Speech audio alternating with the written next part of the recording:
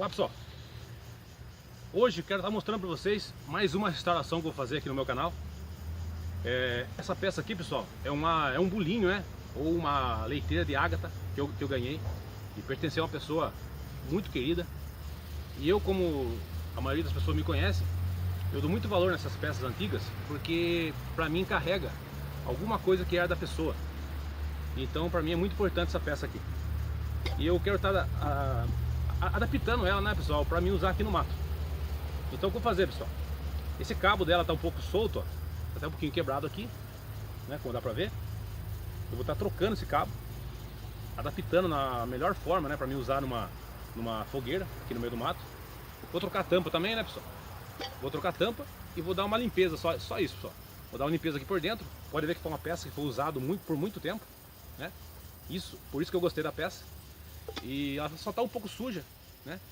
O esmalte dela tá perfeito. Tem alguns detalhes aqui, né, pessoal, que eu acho que é a parte mais bonita da ágata. É quando sai um pedacinho e fica esse pedacinho preto aqui, que dá todo um charme na peça. Então eu vou estar restaurando ela e vou estar mostrando aqui em campo para vocês, tomando aquele cafezinho, pessoal. Até lá então.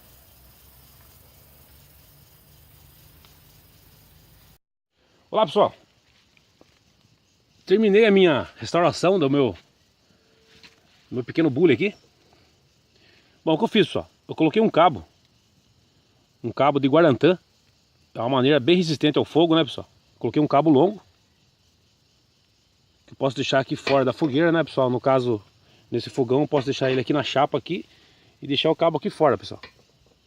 E a tampa, apenas coloquei um pino da mesma madeira, pessoal, guarantã. E aqui eu tô fazendo já um cafezinho aqui, né, pessoal?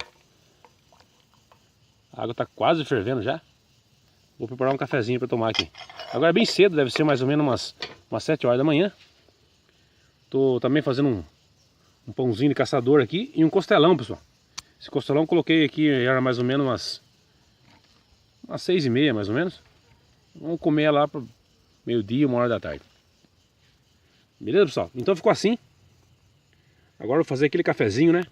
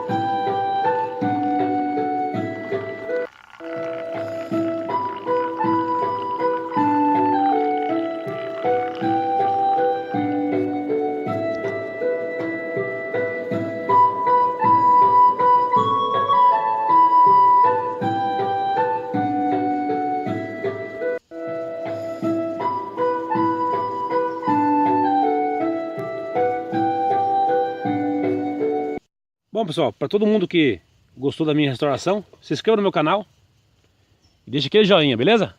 E até a próxima!